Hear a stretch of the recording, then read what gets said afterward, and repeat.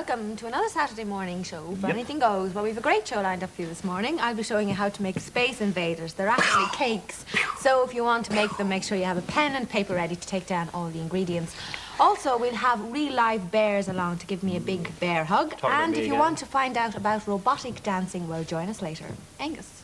Yeah, and if you ever wonder what it's like to go across the Irish Sea on the B&I ferry, we're going to take you behind the scenes. And also, it's a lovely day here. I don't know what it's like with you. Maybe a few occasional showers might happen in the afternoon for the match and all that. But we're going to demystify again, as Brush might say, the whole idea of the weather. Okay, and we have lots of music, of course, on Anything Goes between now and 10 to 1. We have new videos from Wang Chung from Genesis, and our 60s and 70s lot this week is filled by Simon and Garfunkel. That's towards the very end of the programme. Plus a showing of the #1 record this week from Queen. Mary? But first of all, it's the birthday roller. Happy birthday, everyone.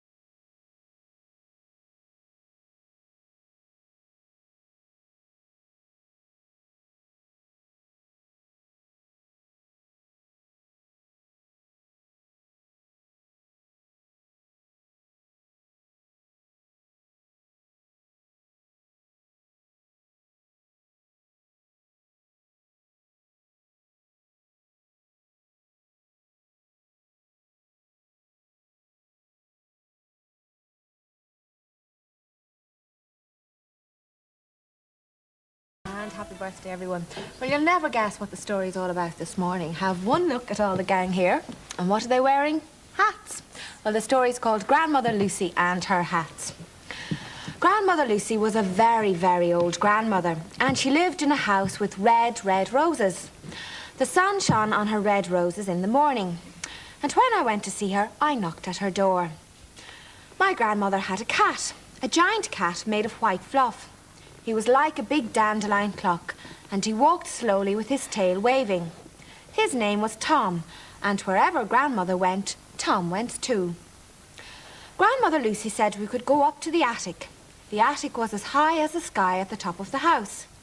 I liked the attic when we all went together, my grandmother, Tom, and me. The stairs were so many that they couldn't be counted, and the door was always locked. My grandmother had the key. She rattled it and unlocked the door, and we went in through it. All the cobwebs were always in the way. Well, the attic was full. In the corner was full of secrets, and each time I put in my hand, something different and surprising came out. Sometimes a violin, or silk that didn't want to leave my fingers, or a little pointed boot with a row of buttons, or a brown photograph.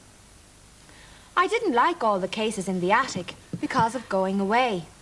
I didn't like people going away, and there were so many cases, and a sword on the wall with some walking sticks, and an umbrella for the sunshine. And there was a long cupboard with 2 mirrors inside it, and shelves for Grandmother Lucy's hats to live on, and piles of round boxes for the special hats. Grandmother Lucy liked hats. Grandmother sat on a little stool with grey roses on it and put on her hats, one by one. There was a purple one with violets on it. That was Grandmother's favourite. Then there was one made of straw, crinkly, knobbly straw, and it was a sailor hat. It had 2 black ribbons that dangled over the edge. I didn't like them, but Grandmother Lucy liked them. I liked the one with the net on it. It was strange when she pulled the net over her eyes, because then her eyes looked like 2 shiny fishes caught in the net. The next hat to have an airing was a pink one, like a big great rose. It had petals too, and Grandmother Lucy wore it in the winter. I didn't like the one that was made of feathers, and I didn't like the furry one either. Grandmother Lucy put on her silk hat, and I knew she wanted me to like this one. This hat was shiny and full of colours like a rainbow, and it was all folded. It was beautiful like my grandmother. It made her eyes sparkle. Grandmother Lucy said, "This is a lovely hat," and I thought it was too. Tom knew when it was time to go. He jumped down and waited by the door, and Grandmother gave me a fan and beads. I went first with my fan and my beads so that Grandmother Lucy could lock the door, and so that I could run down the stairs away from the grandfather clock. Grandmother Lucy made tea in her teapot with roses on it, and Tom had his milk in his yellow saucer. He didn't like tea, not even to please Grandmother. We had little cakes, and Grandmother always said they were my favourites. I didn't say they were my favourites, but I'm just the same. Then my grandmother walked to the gate to watch me walking down the lane with my little purple fan, my 3 green beads, and cobwebs in my hair. Okay, I hope you enjoy that story. All of you have got lovely hats. Where did you get your hats from? Where did you get yours? From Mum's friend. Some mum's friend. And did you decorate it with these lovely ribbons? No, they were on it. They were on it. And where did you get yours? I made it. It's very well made. And where did you get yours? My friend gave it to her. And did you decorate it yourself? No, my mum did. Well, I think they've got great hats here. Okay, well, don't forget later on in the programme, as I said, I'll be making some cakes, and make sure you have a pen and paper to take down all the ingredients. But first of all, it's time for our gang, and this week our gang once again decide to mount a variety event, which as usual causes a certain amount of mayhem in a story called Aladdin's Lantern. I think if Alfalfa keeps singing like that, Kathleen might prefer a takeaway than to be taken home by that. Anyway, you may remember on last Saturday's Anything Goes, you met Pat Inglesby as part of our star-studded vox pop about what people thought about Valentine's Day. And Pat, you were very worried that you weren't going to get any Valentine cards. I never got a Valentine's card in my life. I never got even one card. And I came on Anything Goes last week and I said that, you know, and I had a very sad face. And Oh, I guess, thought that was your normal face. oh no, that's my sad face. Oh, sorry. Guess how many cards I got? 12. Who told you that? You. Could I read a few verses Yeah, to you? Now why not? listen. Apples grow in orchards, oranges grow there too, but it takes a place like paradise to grow a peach like you. Oh, that's lovely. So, somebody called me a peach. Is that nice? I heard somebody saying you're some tulip. Well, listen to this. Thank you for your photo. I thought it was very nice. I hung it up in the attic to scare away the mice. Isn't that a terrible thing to say? And somebody said to me, I love you, I love you, I love you too. But don't get excited, I love monkeys as well. Is that terrible? What do you think? Hey, No? it's 12 Valentines, look. What about this huge big one here? To Pat, chat, you are my funny My funny Valentine. That's a lovely card. I wonder who sent that. Actually, it's not a secret. Somebody called Gillian Neary, aged 7, gave me that, and she said roses are red, violets are blue, sugar is sweet, and so is Angus McAnally and Dave Heffernan. Didn't mention her. Could I see Gillian Neary? I don't know. If you have a look out, you might. Is Gillian there? Gillian, when you're 27, I'll be about 32. And on a Saturday at 2:15, if it's not raining, I will take your hand in my hand, we'll get married. Oh, isn't that lovely? Be lovely. Could I cure Christy Dunn's knee? If you want to, yeah. I want to tell you, there's a friend of mine called Christy Dunn, and Christy is in hospital. Right, And he damaged his knee.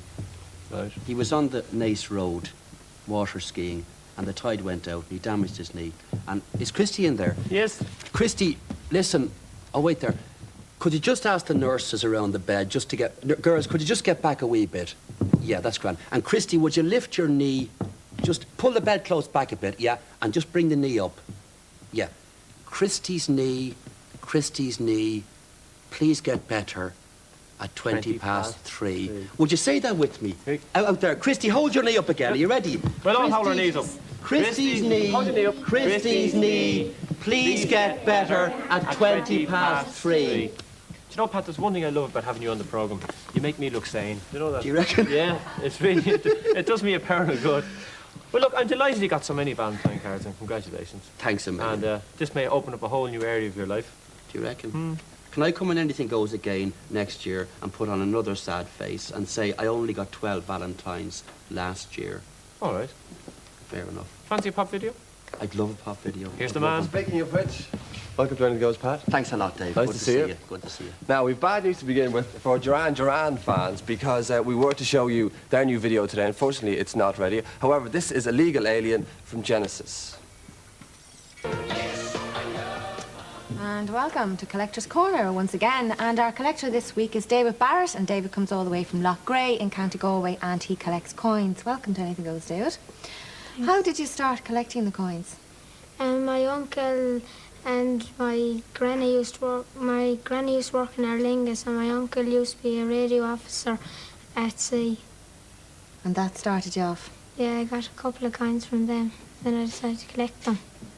Well, where do all your coins come from, the majority of them in your collection? France. Mammy went to Lourdes 3 times, and she always brings them back.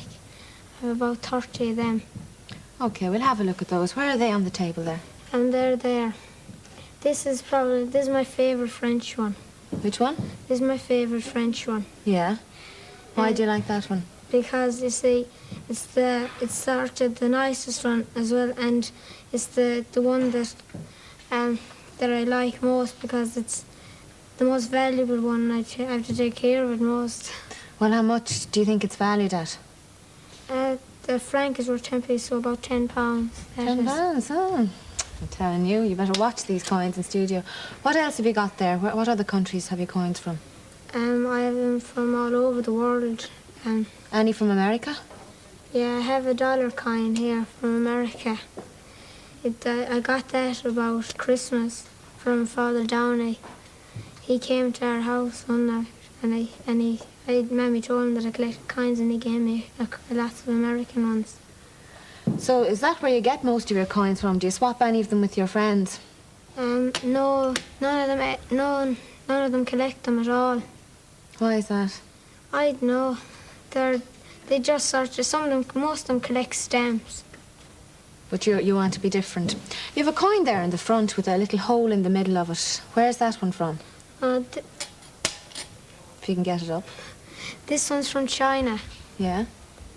And my uncle used to go there too when he used to be going around the world. And he got that one? Yes. And do you have any idea as to what that's worth in Irish money? No, but I'm not too sure. Because if I could read it, I could probably find out. Mm-hmm. Well, you've got some very old ones there. Will you show me your oldest one? I'd say this one. Oh, this one, this big one. It's an ancient Japanese coin. And do you mean to say they carried those around in their pockets when they wanted to buy something in a shop, did they? No. I don't know what they used it for. It must be what they use for buying big things. That's not a real one, though, is it? That's a replica, is it? I'm not too sure. Yeah. OK, well, we put that back. I certainly wouldn't like to have to bring that around. It's very heavy as well. You've got a very light coin as well, haven't you? It's from Japan as well.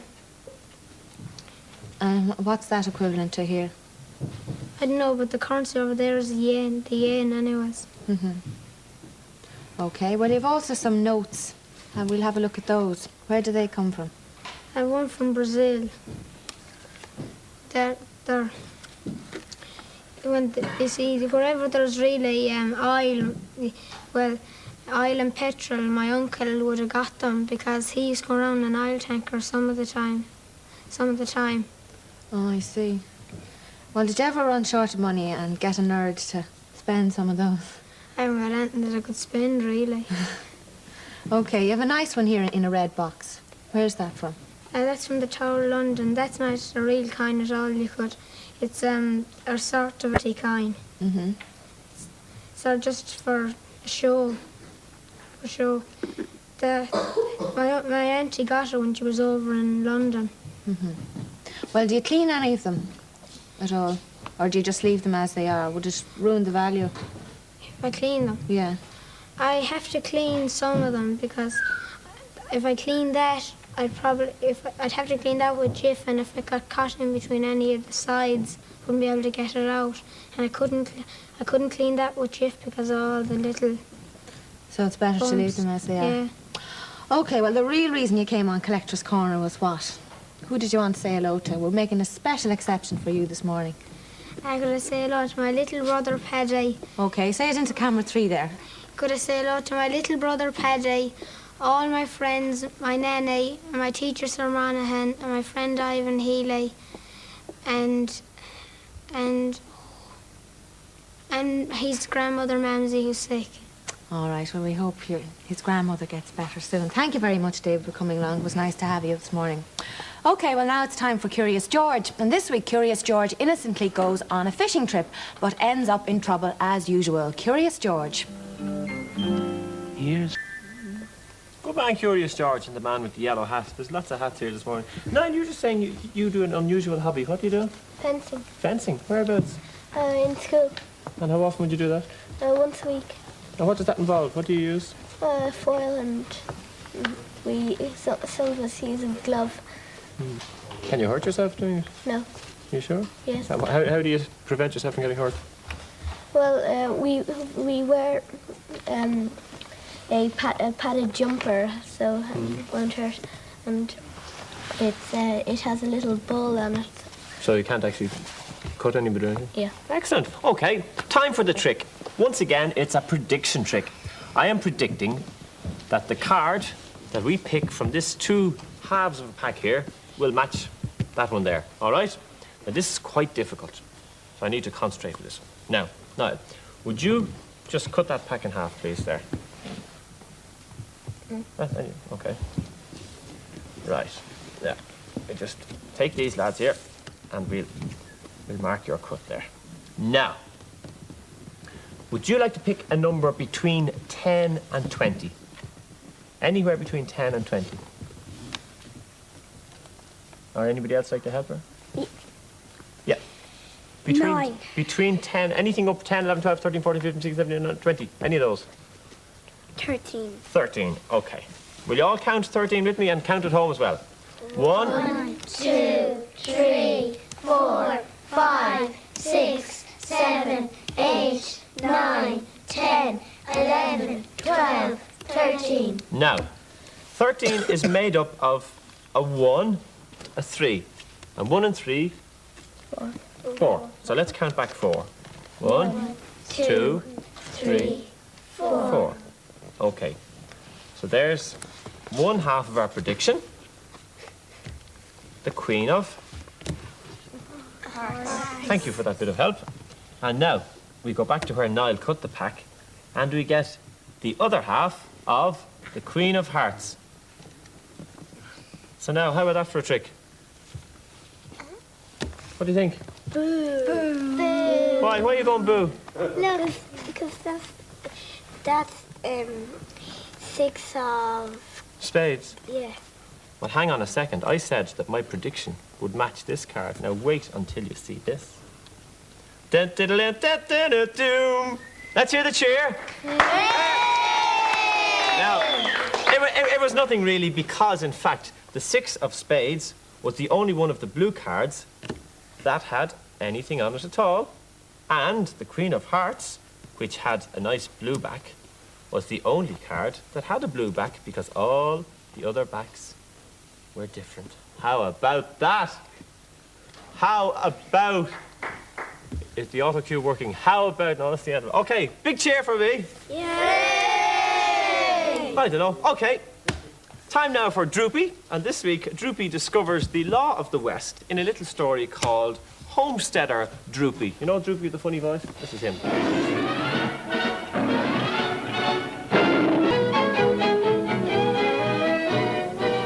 More from Droopy there next week. Well, Pat Inglesby wasn't the only person that got Valentine cards. We all got them here as well. And I just thought I'd show you some of them. And these are real make-and-do Valentine cards. And this one here says, I love you. And it came from Grania O'Keefe from Kilmallock in County Limerick. Thank you very much, Grania. And a kiss there from Angus to you. This one is another small one. And this one came from, it said, Happy Valentine's Day, Anything Goes, from Shane Halligan in Cove in County Cork. And there's another one with a lovely umbrella and 2 hearts in underneath. And it says, I love you, from Guess Who. But then stuck down in the very corner, just down there, we can see that it says Nullig Lane. Thank you very much, Nullig. And finally, this one, rather unusual one, but very colourful one with 2 eyes sticking through the... I don't know whether that's supposed to be a heart or not, but there's no name on that, but I thought it was very nice and colourful. So thank you. They're just a few of the cards we got. We got many thousands. Thank you very much. Right, this week for Make and Do, I told you I was going to do Space Invaders and their cakes. They're all melting here as per usual because the lights are very warm. But they're edible Space Invaders, and there are 2 varieties here. They're ordinary little sponge cakes really, and covered with chocolate icing and plain icing and decorated in a different way. These ones here have been covered in chocolate icing with little biscuit sides and cherries on top and a little chocolate button on top. And these ones at this side here have been covered in plain icing and then some black or some chocolate icing on top and little biscuits again on top. So I'll show you how to do those. I'll first of all just tell you the ingredients briefly, and at the end, when I'm finished doing the Make and Do, if you have a pen and paper ready, then you can write down all the ingredients. What you need basically for the cake mixture is as follows. You need 2 eggs, you need 3 tablespoons of marmalade, orange marmalade. Then you need about 125 grams of flour and the same of sugar. And you need some margarine and 1 tablespoon of cocoa. Now that's for the cake mixture. Then for the icing, you'll need some icing sugar and some margarine. And when you want to make chocolate icing, you'll need a small tablespoon of cocoa to mix for the chocolate icing. And then finally, for the decorations of the little cakes, you need some digestive biscuits, some plain finger chocolate biscuits, and some chocolate buttons, and some cherries. But you can, if you haven't got any of those, you can make the cakes on their own. They taste quite nice. Well, what you do, in fact, is you get all the ingredients, the flour, the sugar, the margarine, and the cocoa, and you push it into your bowl, along with, put that over there, 3 tablespoons of marmalade. Just 1, 2, and 3. And along with your 2 eggs. And put that in there. The whole lot into the bowl. And get your wooden spoon and mush it all around. Make sure now that you're wearing an apron or something on your clothes, otherwise there'll be mayhem in your house if your parents catch you with chocolate stuff all over the place. Now I'm making a bit of a mess here, but mix it up well until all the ingredients are mixed together. And of course, when you're putting in the flour, make sure that you sieve it, and also the cocoa, because sometimes there's lumps in it, and that'll get it out. Okay? Now, that in fact is all the mixing you have to do, and it tastes nice and chocolatey and at the same time. That in fact, that mixture makes about 15 cakes. So the next thing you need to do is get a cake tin like this, and a teaspoon, and just get about 2 tablespoons full. 1, 2. We'll put in another one. 1, 2. Until it's nearly full. Now make sure, of course, that you grease the cake tin first of all, or else put in some paper cases if you haven't got anything to grease them with. And fill up the whole lot of them. Put them in the oven for about 20 to 30 minutes. At about a medium oven, about gas mark 5 or 375 Fahrenheit, if you can remember all of that. And hopefully your cakes, when they're made, should turn out like these here, small little chocolate cakes. Well, when you've that done, the next thing you have to do is decorate them. And before you decorate them, of course, you have to make the icing. Now, the icing is very simply made. All you have to do is put the icing sugar and this margarine together in a bowl like this. And when they're in a bowl, they come out looking like that. Now, to beat them for about 5 minutes to make sure it's nice and creamy. And that's the plain icing. If you wanted to make chocolate icing, divide your icing in half. Leave some plain stuff in one bowl and put some in another bowl. Then get a cup and put in a drop of boiling water in there and put in your cocoa and melt it in here until it's all melted. And then the next thing you have to do is get your icing sugar, the plain one, and put in a drop of cocoa, like that. And mix it around until you have something resembling chocolate icing. Now, that's not chocolatey enough, so we'll put in some more. In fact, I might put in some more cocoa as well, make it more chocolatey. Put it in there. Whoops. Now we're getting nearer the texture. I think we might put it all in just to make sure it's the right colour.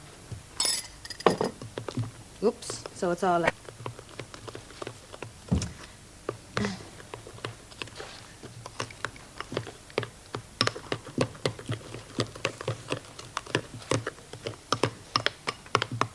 Now, that is not really, in fact, the right texture. We should have it a little bit more chocolatey, so I'm going to put in some more cocoa just to make it look a bit better. And then we'll start to decorate our cakes. As I said, you can make it a little bit darker when you're at home. Okay, what you do next is, if I get a serviette and clean my hands first of all, you get your cake and a knife and a digestive biscuit. This is to make one of them. Then you put some icing here, put your cake on top, and then you can cover it with some more icing all around here and around the sides, like that.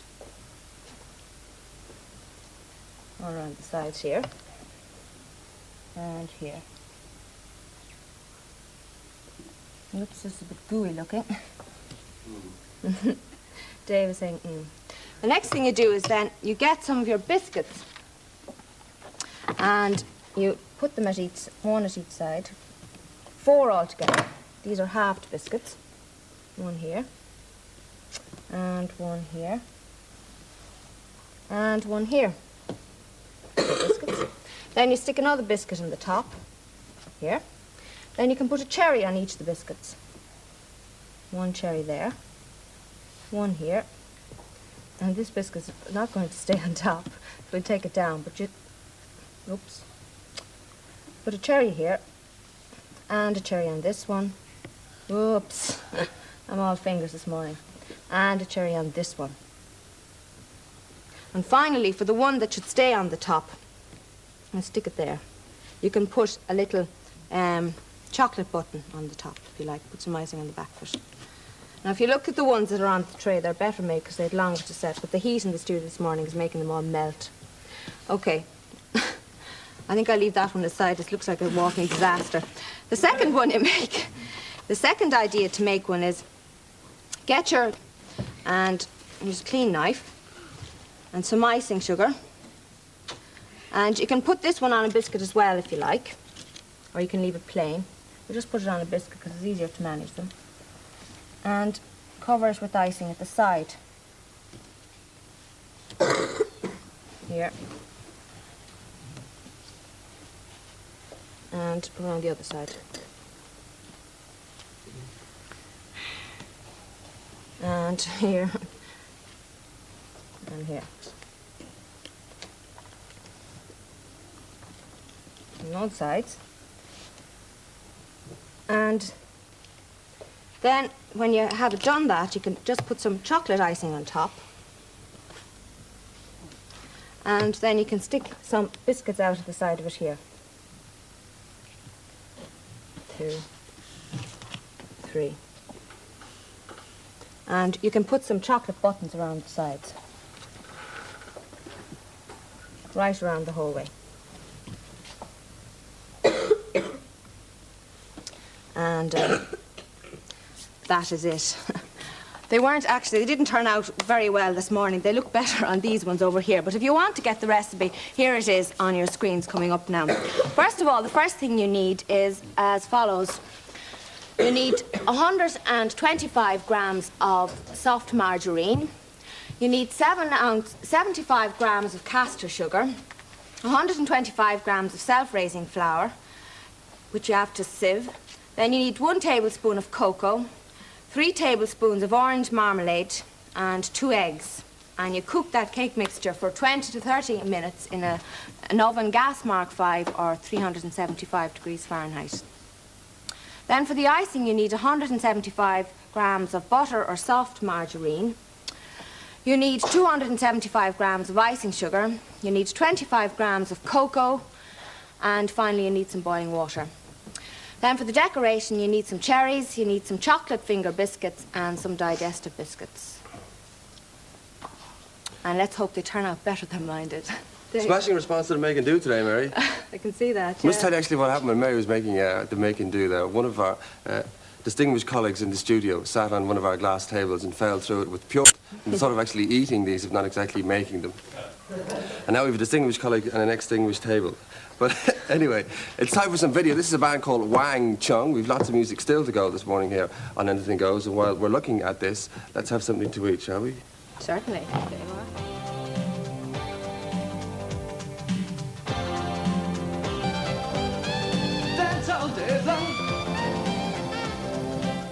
It's Wang Chung is called Dance Hall Days. You know why that band is called Wang Chung? No. Guess.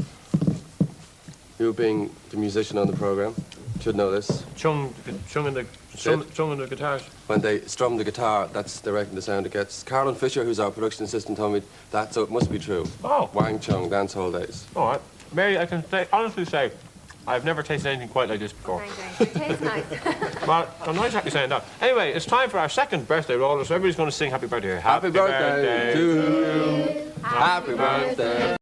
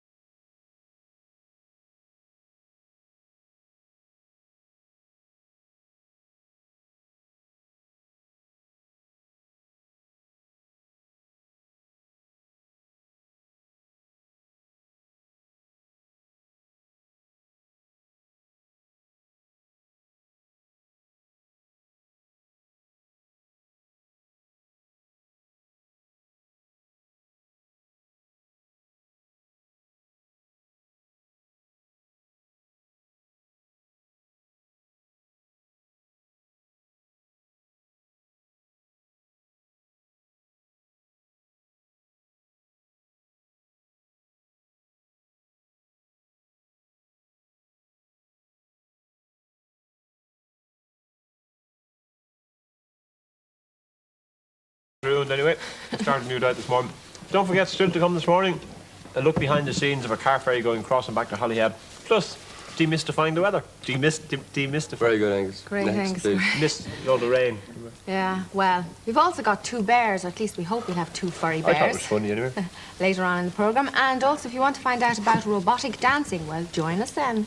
Okay, it's time for Flipper now, and this week, Flipper befriends a dolphin. I didn't know there was such a thing as white dolphins under the sea, but apparently there is. Flipper.